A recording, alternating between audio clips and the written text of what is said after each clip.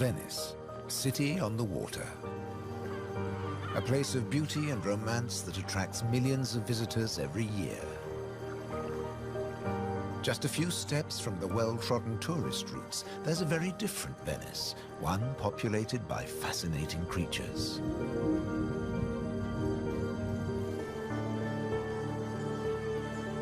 This film explores a Venice that few people ever see, a city that has a surprising double life.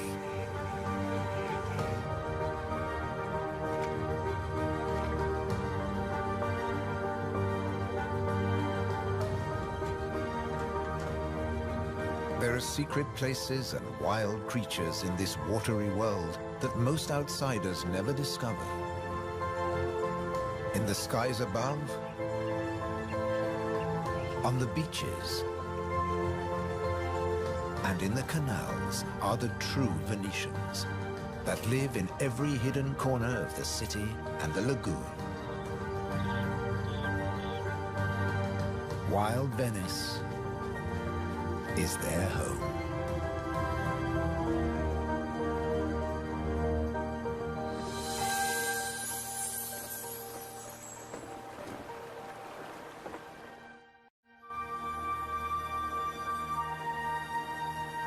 The city of Venice is built on sand, in a lagoon between the sea and the land. First formed from river sediments, man has since created an ecosystem as fragile as Murano glass. Covering 550 square kilometers, it's one of the largest wetlands in the Mediterranean. Flamingos arrived at these Venetian waters quite recently.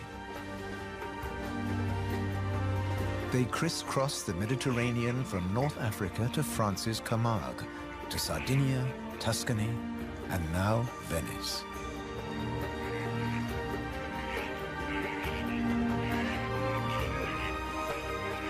They feed on vegetable matter and small creatures they find in the mud of the lagoon. In the shadow of Venice, the lagoon is the northernmost flamingo habitat in Europe.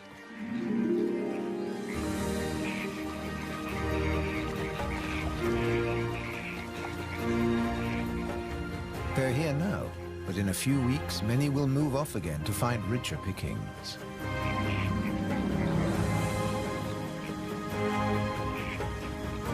Their takeoff may look clumsy, but once in the air, their flight is balletic and elegant.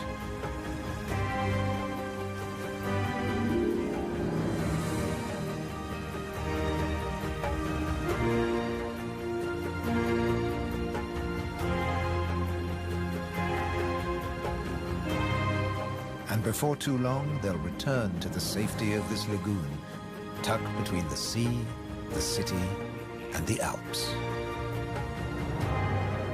The distant peaks helped form the lagoon. The mountain streams washed their rocky sediment towards the sea to make this habitat.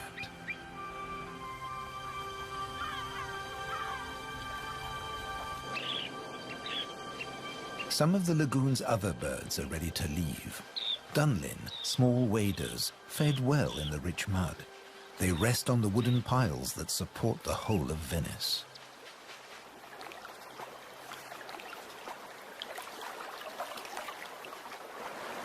It's spring, time to head off to their northern breeding grounds.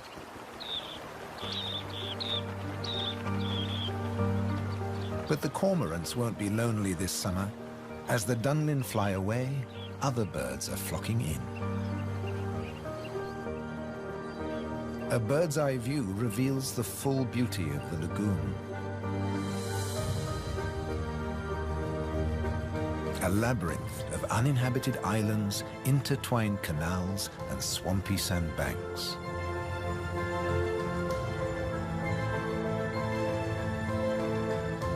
These marshy wetlands are known as the Barene. To survive here, plants need to like salt water and flooding.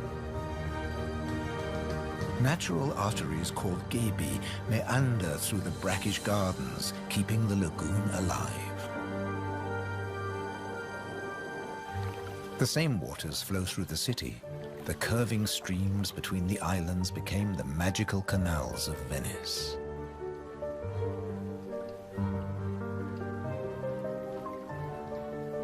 This is the city of bridges.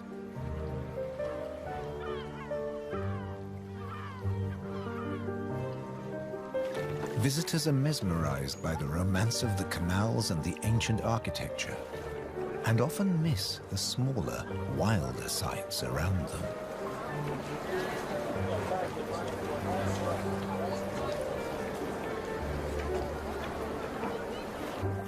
These mussels are true Venetian natives.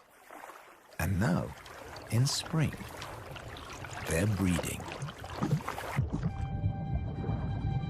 The males spawn into the water, and each female produces up to 10 million eggs. Most of the larvae are eaten by other inhabitants of the canals, but up to 10,000 young shellfish will survive.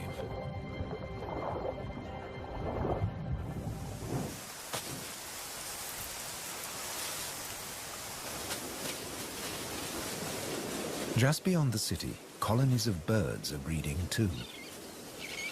But a hazard of urban nesting is constant disturbance.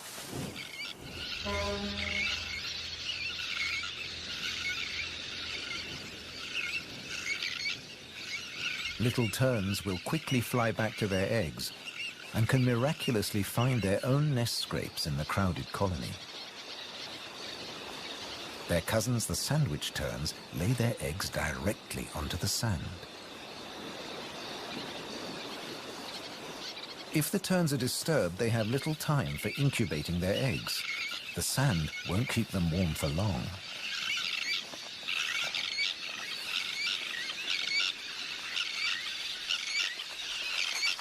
And left out in the open, they could be an easy target for predators.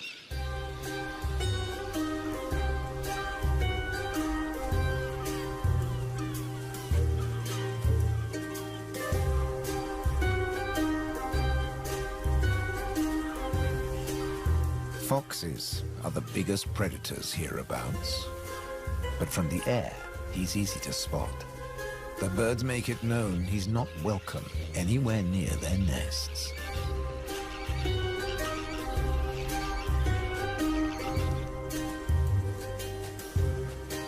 Foxes would rather not get their feet wet. Hunting in these swampy areas is a frustrating business.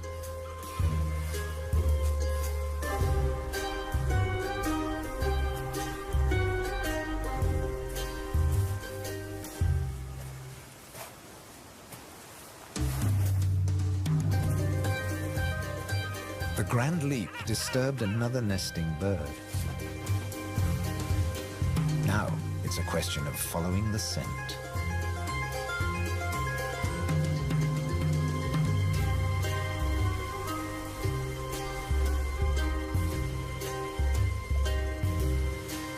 A welcome snack.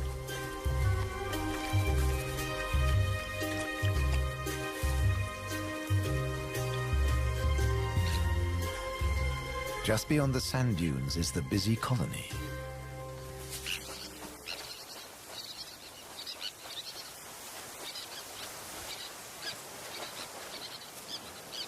In this mixed neighborhood, a pied avocet is brooding next to the sandwich terns.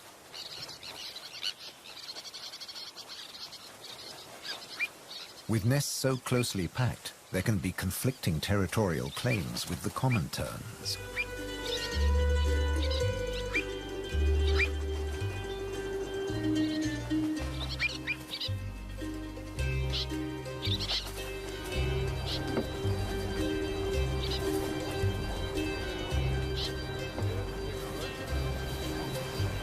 But the avocet stands his ground.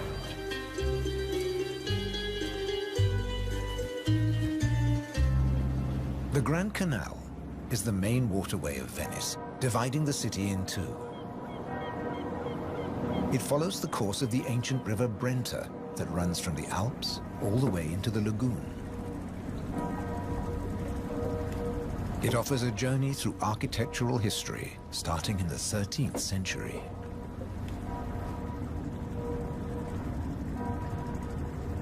The banks of the Grand Canal have other surprises to offer, like Palazzo Malipiero's Rose Garden.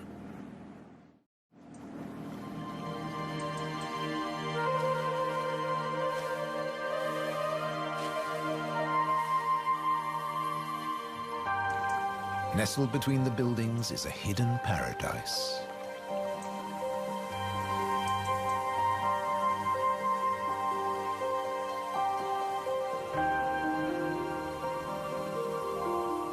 Now owned by a modern-day countess, it has been restored to its full glory, and no detail has been left to chance.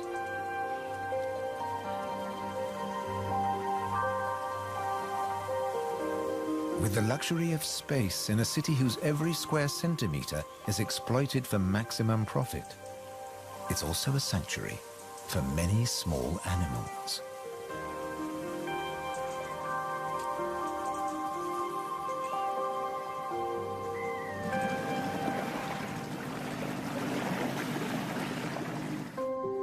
Every day, more than 50,000 tourists visit Venice. When the sun begins to set, the city's waterways empty. Venice belongs to the wild Venetians.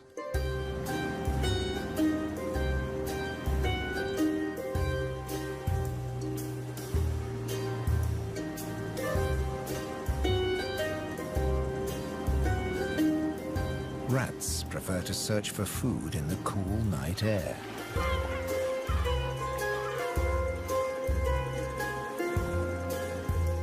But they're not alone.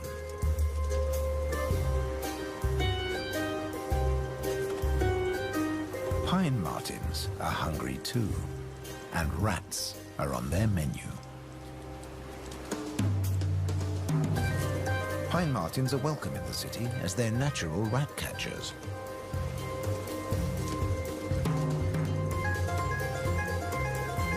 Agile with a keen sense of smell, they can find and follow any rat.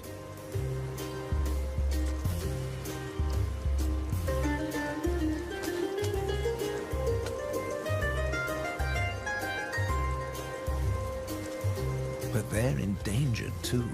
Since the rat population boomed, ironically, many martins have been killed by rat poison. The rat won the day, and the pine marten has to settle for dessert.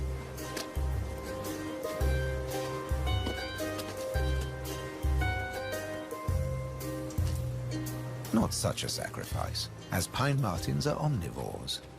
Both meat and veg are on their menu. And sometimes the vegetarian meal is an easier option.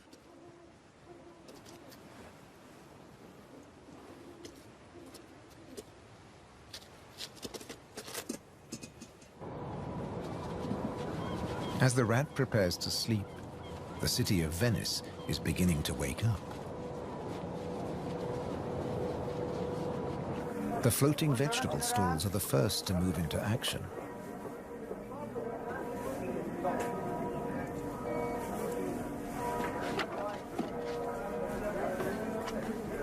Soon these silent waterways will become busy highways again. In the 18th century, over 8,000 gondolas navigated the Venice canals. Now there are only about 400 left. Life in Venice may be moving with the times. But one thing never changes. It dictates the daily rhythms of the city and the lagoon. Twice a day, the tide rises and falls as seawater washes in and out of the lagoon.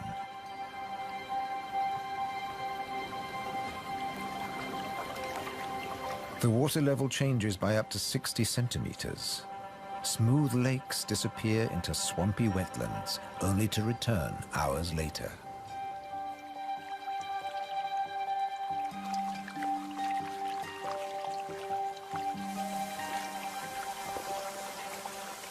Retreating water levels reveal a surprise. Strange islands that look like complicated water mazes. In fact, they're fisheries at the edge of the lagoon. known as the Valle da Pesca.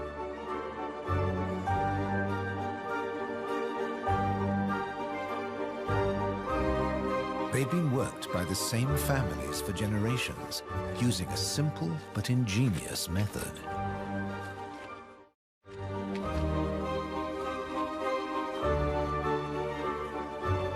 Nets are lowered into the locks that span the water channels.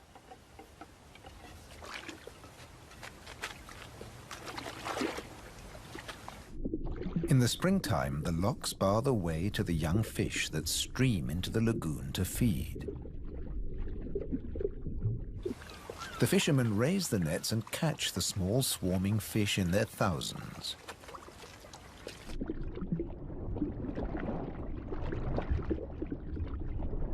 It's easy to scoop them out, but these fish are not for eating.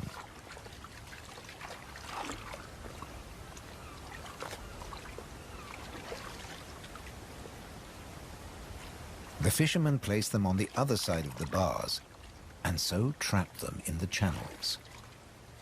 Here, the spring fish are held under perfect conditions until they grow big enough to harvest.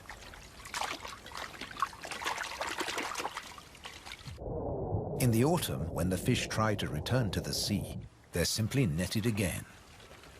This time, they don't get away. Kingfishers have a more dramatic technique.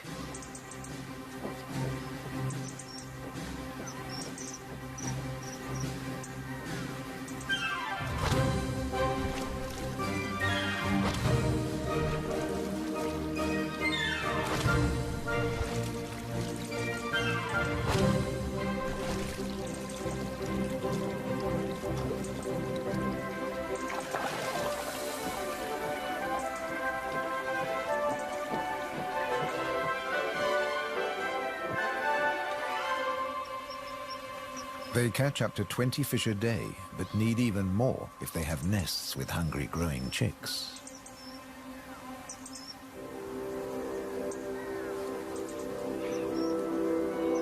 It takes enormous skill, but also violence. A sharp blow to the head stuns the fish. And when it stops wiggling, the kingfisher can turn it round without fear of it escaping. The scales and fins of the fish need to be in line.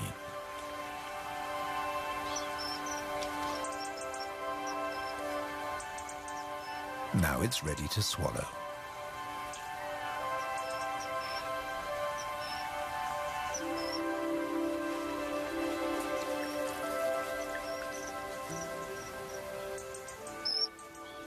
These shallow, brackish waters at the edge of the lagoon are perfect hunting grounds for a kingfisher.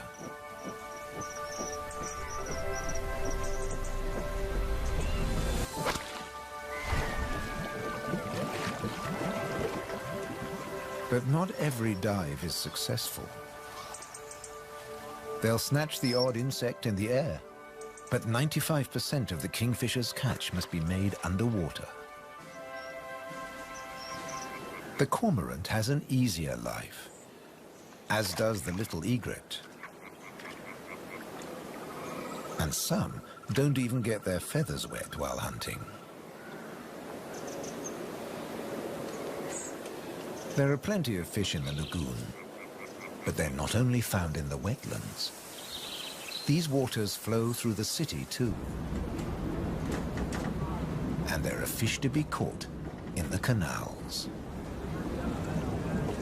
Beneath the bustling jetties of the famous vaporettos or water taxis, wildlife flourishes. Even here, the little egret can fish where the water is deeper and turbulent. It's not easy to keep an eye on a moving target from a moving base.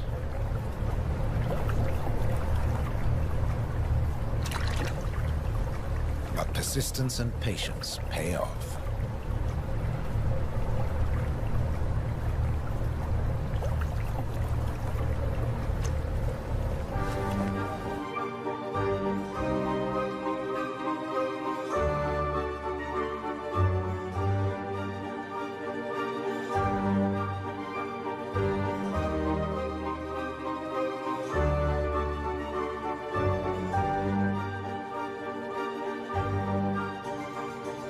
3 narrow inlets connect the lagoon to the sea.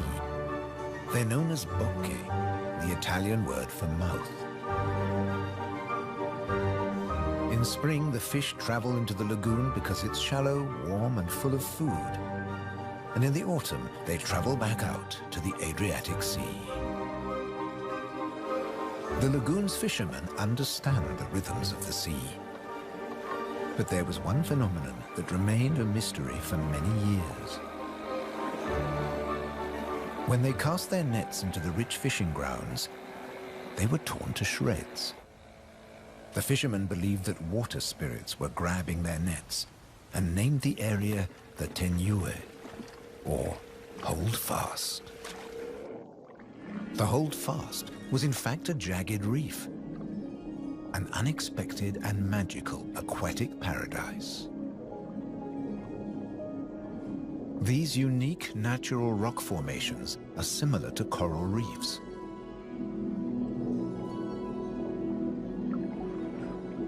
They're home to all kinds of remarkable creatures. Serpent stars, or marine annelids.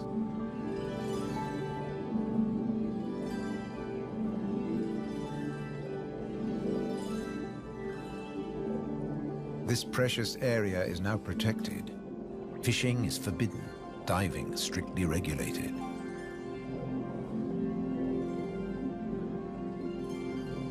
Even harvesting a shellfish delicacy like these canestrelli is banned.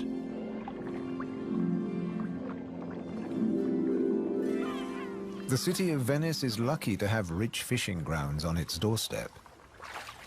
The catch is seasonal, and in spring, the fish are small.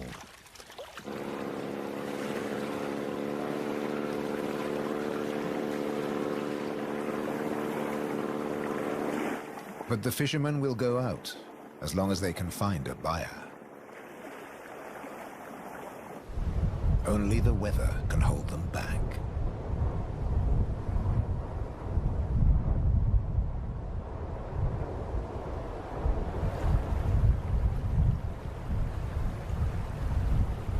City and wetlands are both at the mercy of the elements.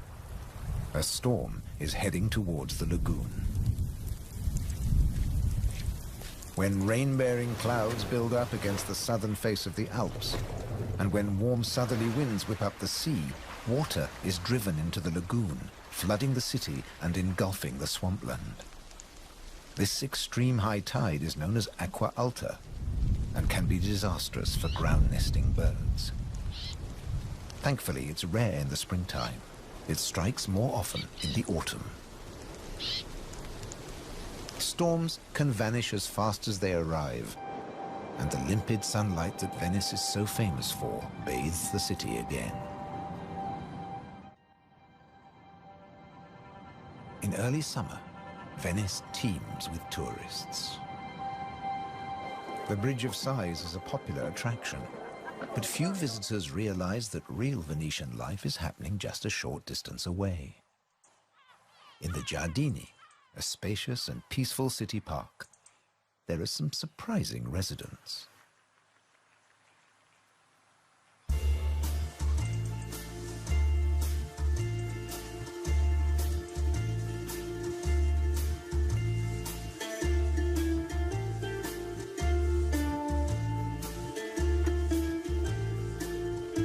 This prehistoric-looking creature is an amorous green toad looking for a mate.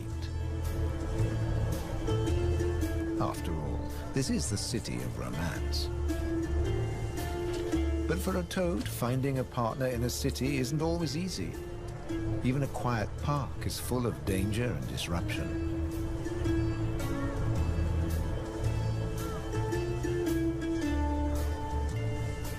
On the plus side, few of the park's visitors notice the presence of the toad, as it blends in so well with its surroundings.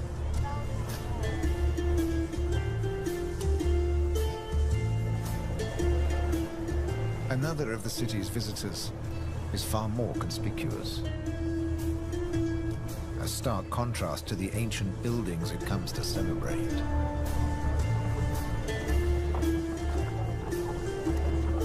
and a danger to the fragile city. The toad at last finds a more secluded waterside spot. Soft light, gentle fountains, the perfect place to mate. Venice is full of secret places hidden away from the main tourist routes. A traditional gondola repair shop nestles between the city's Zattere and Dorsoduro districts.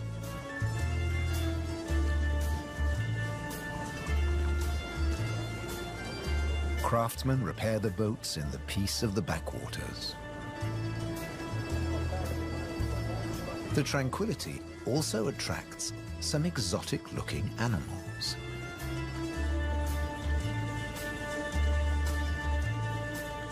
Geckos are not native to Venice, but they've settled in well here.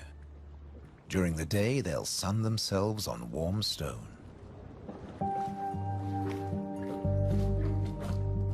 They're waiting for nightfall, when the insects they eat will emerge.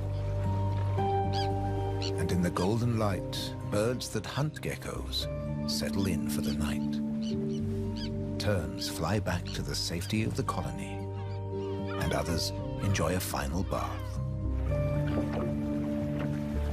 Evening always brings a measure of peace to the city.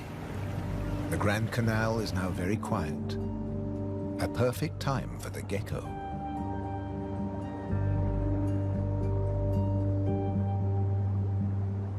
Geckos have evolved specially adapted feet that make them excellent climbers.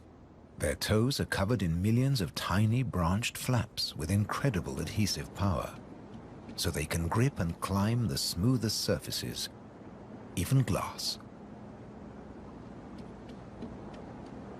The city is empty now. The Grand Canal is deserted.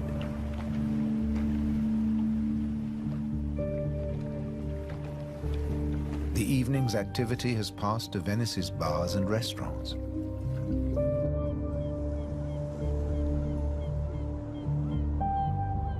By the time the tourists are safely tucked up in their beds, the city is like a ghost town. Almost. A rat has ventured out to make the most of any scraps left behind. He must take care not to become a meal himself. Owls on the prowl. One little owl is distracted by bright lights. There's nothing here but fruit. No good for the owl.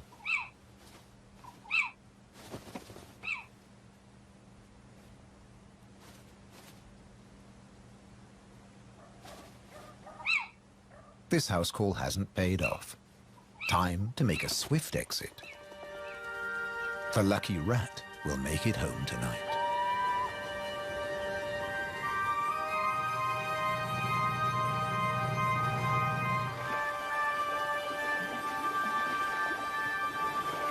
Cormorants bask in the morning sun.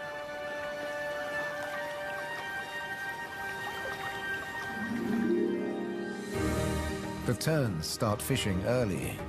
The colony is now a hive of activity.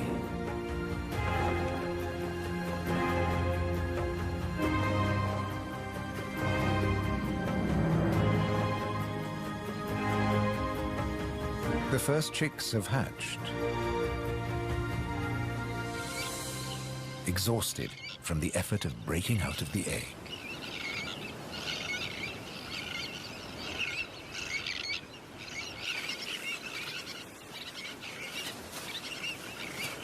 Around them, the colony has turned into a busy Italian restaurant as the adults noisily deliver their food.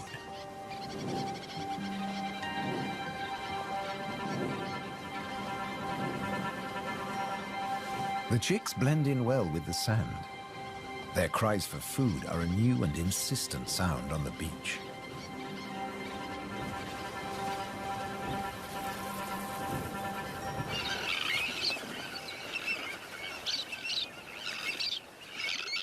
Their calls are echoed by the adults, who do nothing else but feed these demanding youngsters.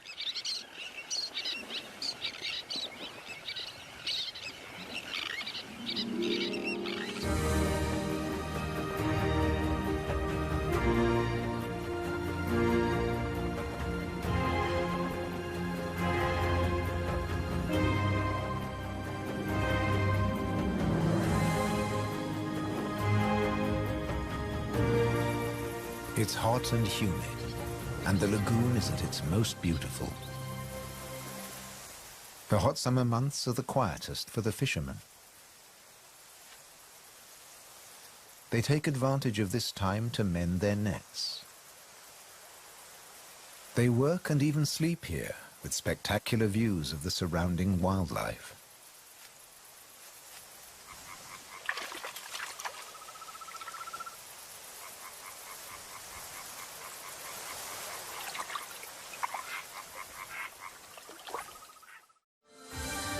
About 8% of the lagoon's surface consists of islands. 20,000 people once lived on Torcello. Now only the cathedral tower remains. Burano is known for its colorful buildings. San Francesco del Deserto is home to a Franciscan monastery.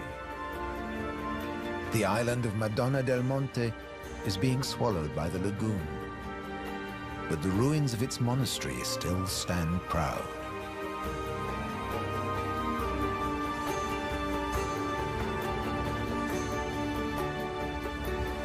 Enchanted places like this are an ideal refuge for wild animals.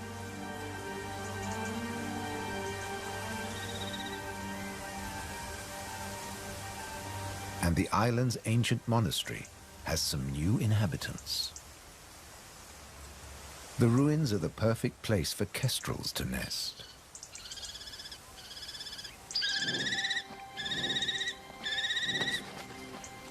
The hungry chicks are nearly as big as the adults and almost ready to fledge.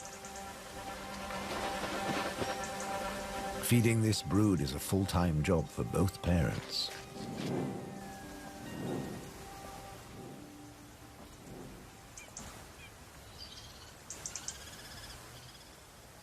Finally, curiosity gets the better of the young birds and they start to emerge from their hiding place.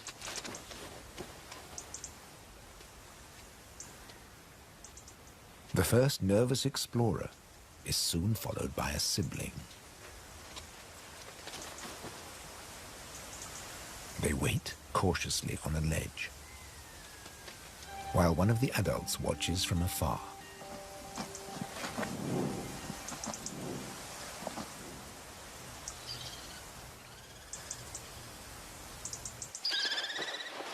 Their mother returns with food, and the young kestrels jostle to get to the front of the queue.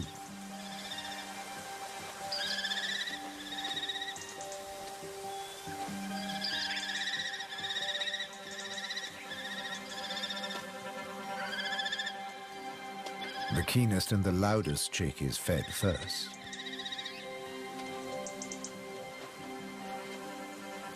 Soon the food parcels will stop. It's almost time for the young to leave the nest and fend for themselves.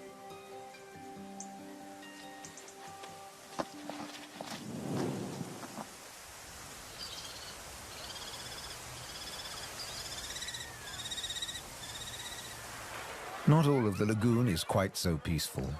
Venice's Lido, with its luxury hotels, is where the human bathers gather.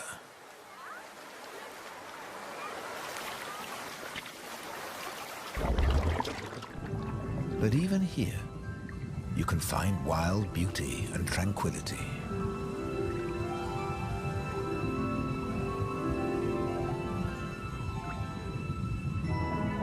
In the Tenue, Venice's reef, one of nature's most delightful performances is in full swing.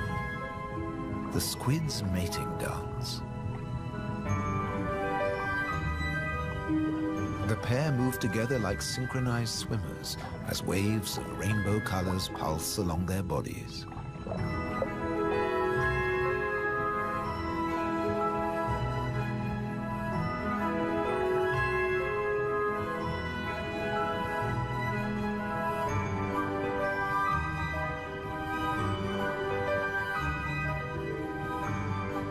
It's like an underwater version of the Venice Carnival,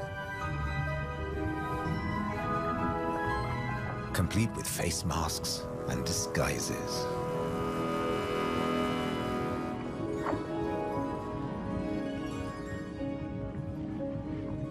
Decorator crabs change their shape by attaching sponges and algae to their bodies.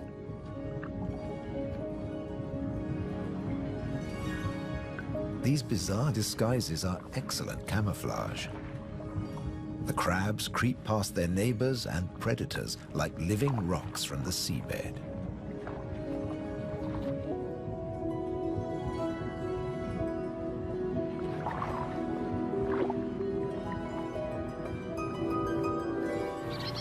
The tern colony just beyond the city is flourishing. The chicks have fed well and are strong and healthy.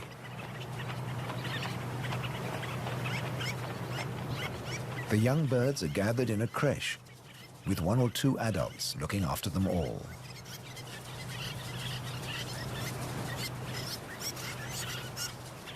Today's lesson is elementary flight. But the teacher's demonstration is over in a flash.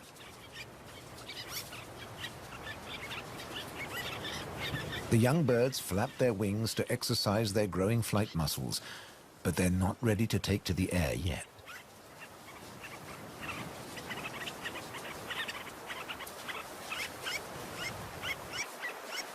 Before long, they'll be flying as well as their parents. The young kestrels are also preparing for takeoff.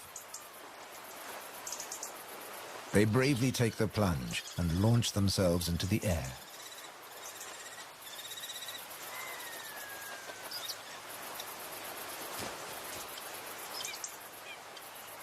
Dropping from a height makes their first flights easier. Once in the air, they're in their element and can glide and flap back to safety.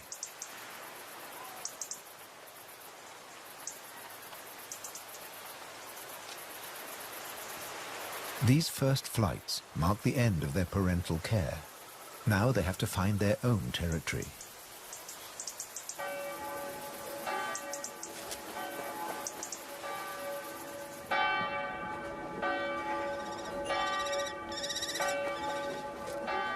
One of the kestrels has made its way to the nearby island of Burano. It's unlike the remote nest site, but it still has everything the kestrel needs. Just like the ruins, the brightly colored walls offer protection. These birds are welcome visitors, and the people here seem happy to have a kestrel watching over them.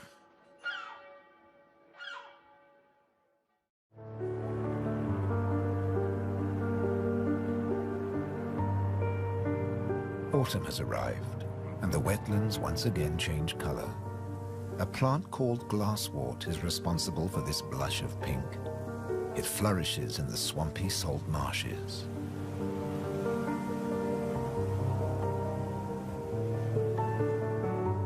The first autumn mists mark the end of summer. The bright, humid days give way to cooler, grayer hues. The sea and the sky seem to merge into each other. Now in September, the sea is generally calm. But from the autumn equinox, there are high tides. And sometimes, Venice floods. For now, the water is still and shimmers like liquid mercury. When the temperature drops, the beaches are finally too cold for tourists. Animals better equipped to bear the chill reclaim them. A hungry fox sniffs along the shore looking for food.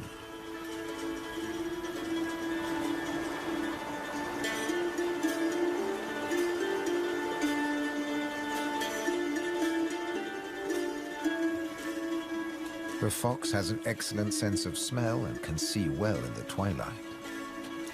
It has picked up a strange scent. Something smells good to eat. But quite where this food is hidden is a mystery.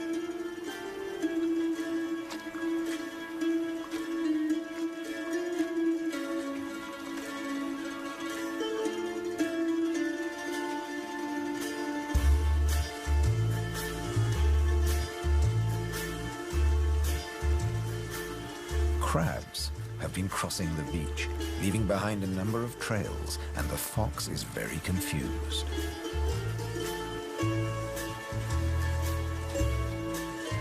Finally, it follows its nose and comes face to face with a crab.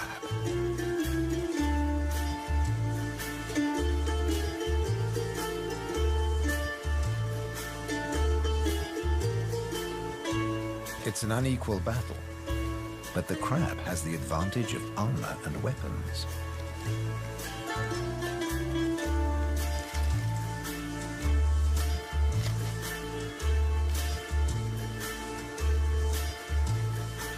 This meal is more trouble than it's worth.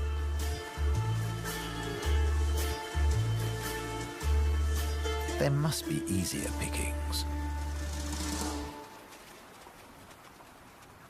The crab, dazed but victorious, moves off to a more secluded place.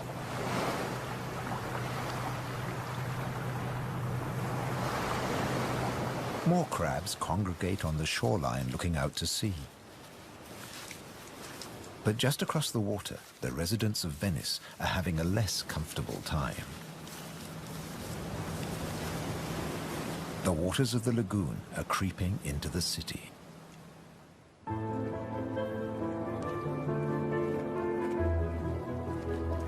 The autumn tides are getting higher, and water is seeping up through every available crack in the stones. The threat of acqua alta, the extreme high tide, is increasing every day. A combination of rising tides and the Scirocco winds cause this extreme event, and the rain just adds to it. Much of the city is only just above sea level, so there's very little to stop the floodwaters. This may look like a swimming pool, but it is in fact St. Mark's Square. Fortunately, this only lasts a few hours. Soft winter fog wraps the landscape like a blanket and brings the year to a close for Venice and its beautiful lagoon.